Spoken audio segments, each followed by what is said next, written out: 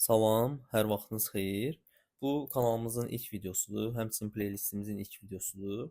Bu playlistdə istəyirəm ki, tradinglə bağlı sıfır anlayışı olan bir nəfərin faydalanacağı bir playlist olsun. Hansı ki, trade ilə bağlı heç anlayışı olmayan bir nəfər bu playlisti tam bitirdikdən sonra e, bütün trade biliklərinə yiyələnsin inşallah bunu istəyirik.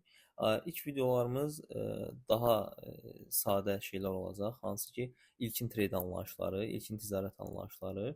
Çünki biz sıfır deyəndə, yəni heç ticarət anlayışı olmayan bir nəfər nəzərdə tuturuq.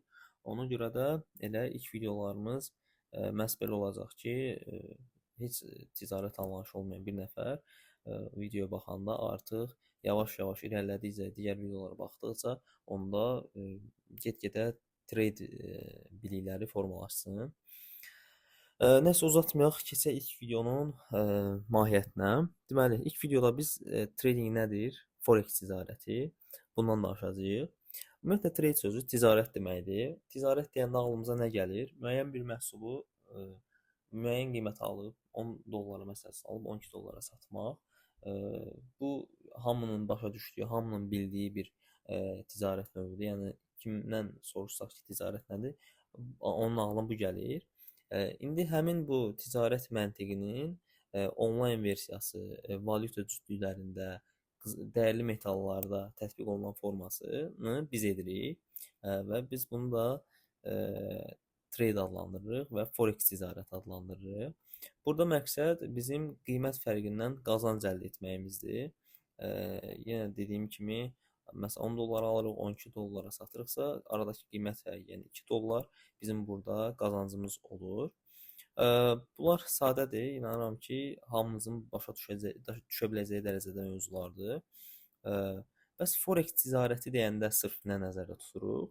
Forex ticarəti deyəndə əsasən valyuta cütlükləri arasında olan mübadilə başa düşülür. Yəni əgər biz evronun dollar qarşısında dəyərlənəcəyini düşünürüksə, alış əmri veririk. Yəni evro alırıq. Tutaq ki, biz evronu müəyyən bir qiymətdən atıram məsəl üçün 500 qiymətindən alırıq və qiymət 700-ə çatanda satırıq. Aradakı fərq bizim burada qazancımız olur.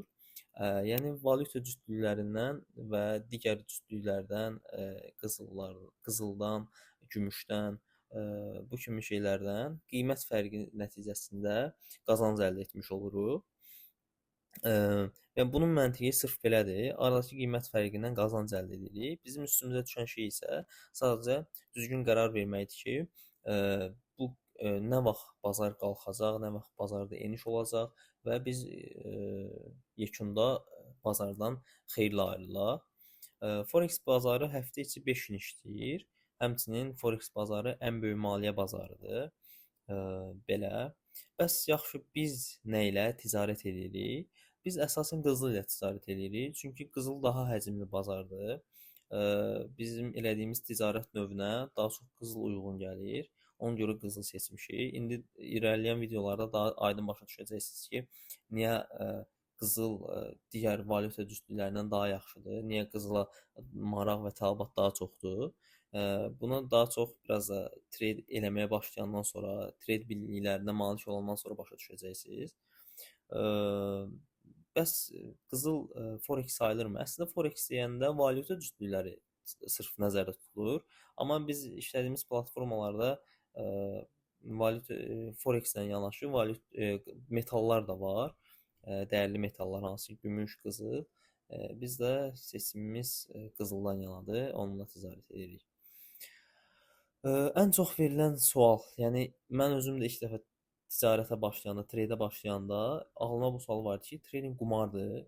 Yəni burada nə bilim o gördüyümüz o kazino reklamları falan kimi də belə deyim bir şey var ki, nə bilim nəsə orada knopkaları basırsan, pul gəlir, gedir, nə bilim bir qıraqdan baxanda anlayışı olmayan bir nəfər üçün qumar kimi görünür rahatlıqla.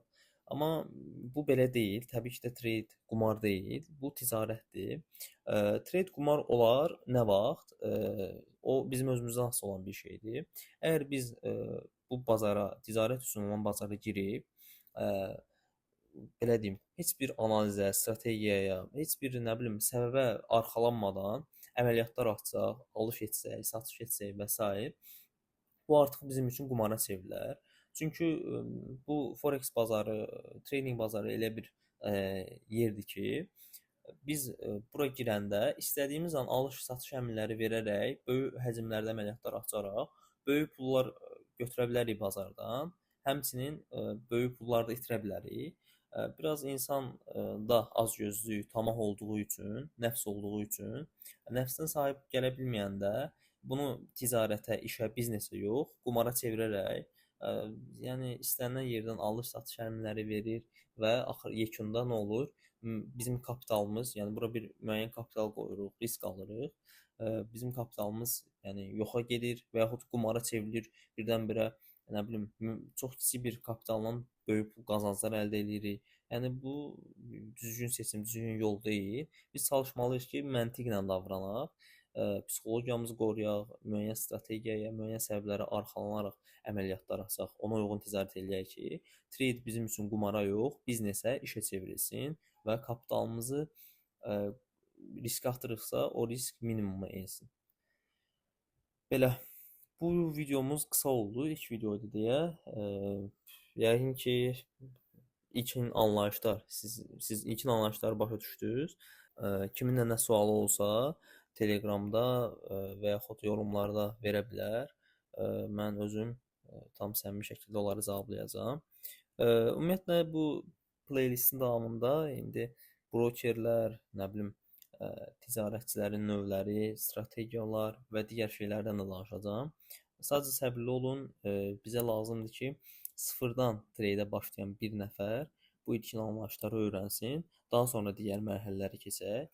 Yəni səbirli şəkildə etap-etap videoların hamısını çəkəcəm və siz də videoların hamısını qaçırmadan baxın ki, bütün addımları öyrənəsiz, biləsiz. İnşallah hamı üçün xeyirli olar. Sağ olun, növbəti videoda görüşərik.